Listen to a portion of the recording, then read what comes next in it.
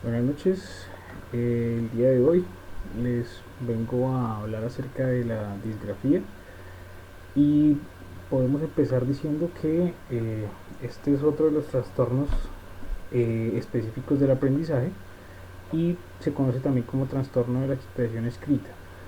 Ah, Se hace referencia a él cuando se presenta algún inconveniente respecto a la caligrafía y la ortografía, cuando un paciente presenta posibles problemas caligráficos u ortográficos. Así entonces, podemos decir que la característica esencial del trastorno de la expresión escrita es la habilidad para la escritura y por lo tanto se sitúa por debajo de lo esperado. Allí entonces se manifiesta el posible problema. Dado la edad cronológica del individuo, su coeficiente de inteligencia y la escolaridad propia de la edad del paciente, asimismo entonces se va a interpretar si existe o no este tipo de trastorno. El trastorno de expresión escrita interfiere significativamente, por lo tanto, en el rendimiento académico o las actividades de la vida cotidiana que requieren habilidades para escribir. Si hay una enfermedad neurológica o médica o un déficit sensorial, las dificultades para escribir deben de exceder las asociadas habitualmente a él. Generalmente se observa una combinación de deficiencias en la capacidad del individuo para comprender textos escritos, lo que se manifiesta en errores gramaticales o de puntuación en la elaboración de frases, una organización pobre de los párrafos y usualmente se presentan errores múltiples de ortografía y una grafía excesivamente deficiente. La escritura es por tanto una conducta muy compleja y en la que intervienen pues diferentes procesos y estructuras mentales, pero también se asocian a él factores de tipo emocional. Um, Hablemos ahora,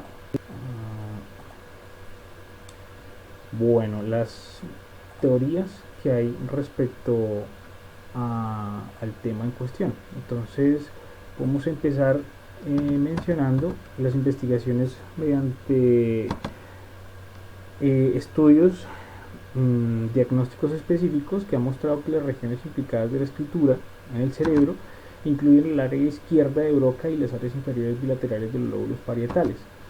Además, la circunvalación fusiforme del lóbulo temporal parece aportar un área dedicada al procesamiento de la morfología de las palabras que resulta ser fundamental para deletrear y para escribir. Esta región está implicada en el proceso de los patrones de letras, lo cual es importante para la escritura y el deletreo. La escritura requiere habilidades motoras y visoespaciales.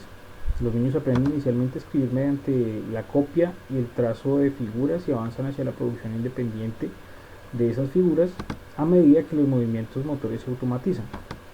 La práctica y la repetición logran que el aprendizaje de la escritura progrese desde letras aisladas hacia letras que se conectan para formar palabras. Los estudios entonces han sugerido que los escolares responden mejor a los modelos visuales emparejados con práctica que exclusivamente a la práctica. La solución de problemas y las funciones ejecutivas también juegan un papel en la escritura. Los niños con dificultades en este ámbito experimentan problemas de atención selectiva que afectan a la planificación y la escritura coherente. Además, los problemas de organización y de letreo complican el proceso de escritura. Las discapacidades motoras y visoespaciales también generan dificultades que a veces impiden el progreso de la escritura, tanto manual como tecleada, e interfieren en la expresión de las ideas de manera escrita. Los problemas de memoria afectan a la recuperación de las palabras, el deletreo, el recuerdo de las reglas gramaticales, el uso de signos de puntuación, de mayúsculas y la fluidez en la escritura. Las disfunciones lingüísticas tienen como consecuencias pobreza de vocabulario y narrativa, deletreo deficiente o desmejorado y expresión escrita. Las disfonías o irregularidades en la correspondencia entre fonemas y grafemas también aparecen aquí. La memoria operativa también juega un papel en la escritura porque permiten que niños y adolescentes recuerden y apliquen las ideas, el vocabulario, el deletreo y la gramática a medida que escriben. Tanto la planificación como la autorregulación son habilidades importantes en la capacidad intacta de escritura. La planificación interactúa con el funcionamiento de la memoria operativa, ya que esta última coordina que mientras se escribe se planifique qué es lo que se va a narrar a continuación en conexión con lo que ya se ha expresado. Bueno, tenemos ahora las posibles formas de disgrafía que podemos encontrar, y para ello entonces vamos a encontrar las disgrafías motoras en primer lugar. Los estudiantes, los niños, aprenden o inician el aprendizaje de la escritura principalmente en el jardín infantil, y es allí pues donde el maestro va a enseñarles las normas caligráficas que varían según el contexto, la cultura y pues obviamente la lengua que se esté enseñando.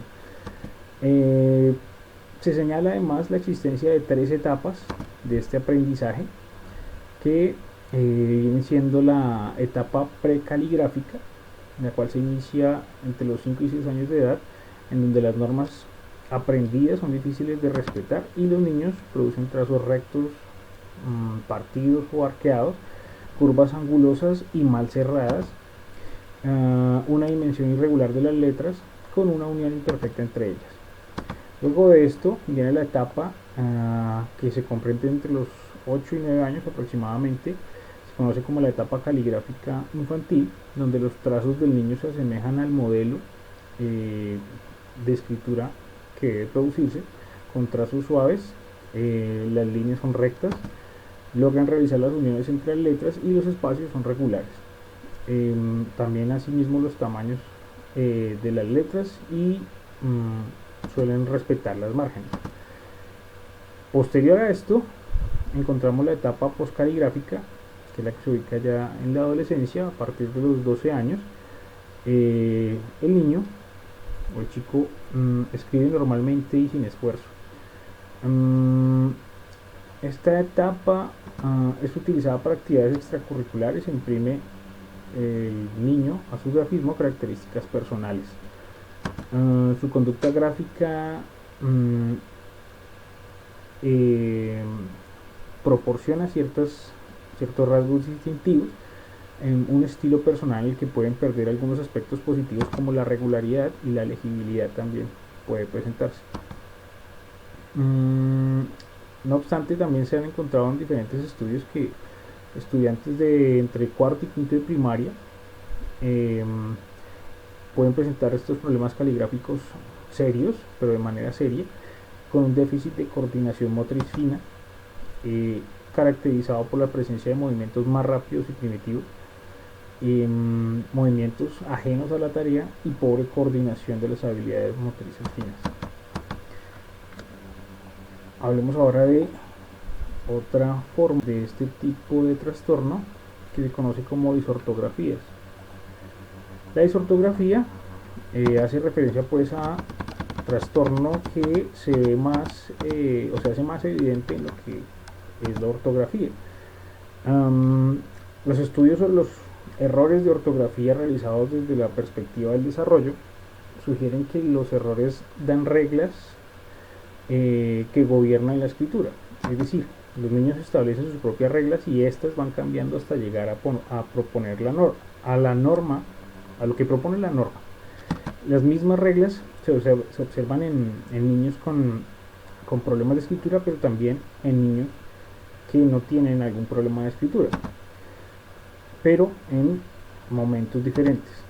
Los errores no ortográficos de cualquier tipo relacionados con la conciencia fonémica, la confusión de fonemas o por confusión visoespacial son los más comunes. Por ejemplo, la confusión con la letra B y la letra D. Ese tipo de errores son cometidos con mayor frecuencia por los niños con trastornos de aprendizaje de la lectoescritura que por aquellos que no lo tienen. También encontramos al respecto otro tipo de errores que son los errores resultantes por las dificultades en el manejo del sistema ortográfico del español específicamente, y estos pues se pueden se pueden presentar de dos tipos: los errores homófonos, donde la palabra producida es fonológicamente equivalente a la palabra que se propone, la palabra meta, como por ejemplo él volvió con B y volvió con V. Errores no homófonos, los cuales se relacionan con la sustitución de un grafema por otro, o por la omisión de uno o varios de estos, que da como resultado una palabra fonológicamente diferente. También están los errores asociados a la conciencia fonémica. En este tipo de dificultad se manifiesta la omisión de una o más letras dentro de una palabra. Están también los errores fonológicos, que estos errores se manifiestan en la confusión de dos fonemas. Los errores visomotores o visoespaciales son errores que se asocian a procesos visomotores o visoespaciales que se manifiestan en la confusión de dos letras que guardan una relación de simetría axial o lateral, como por ejemplo la palabra lodo y la palabra lobo. Errores ortográficos homofónicos se presentan cuando el niño tiene que seleccionar entre dos o más opciones impuestas por un fonema dado y selecciona la opción que no corresponde a la norma. Por ejemplo, la palabra conejitos con G y conejitos con J. Errores ortográficos heterofónicos. Estos se presentan cuando se confunde la representación de dos fonemas que comparten un grafema. Bueno, respecto a las características clínicas, podemos decir que los problemas de memoria son los encargados de generar una afectación en la recuperación de palabras, en el deletreo, en el recuerdo de las reglas gramaticales y en el uso de signos de puntuación y mayúsculas, así también como la fluidez en la escritura. Las disfunciones lingüísticas tienen como consecuencia pobreza de vocabulario y de narrativa, peor deletreo, más deteriorado, y también más deterioro en cuanto a la expresión escrita. Disfonías o irregularidades en la correspondencia entre fonemas y grafemas también se presentan.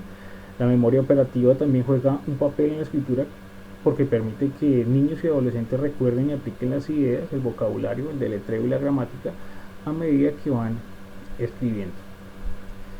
Bueno, eso sería entonces todo. Muchas gracias por su atención. Que estén muy bien. Hasta una próxima oportunidad.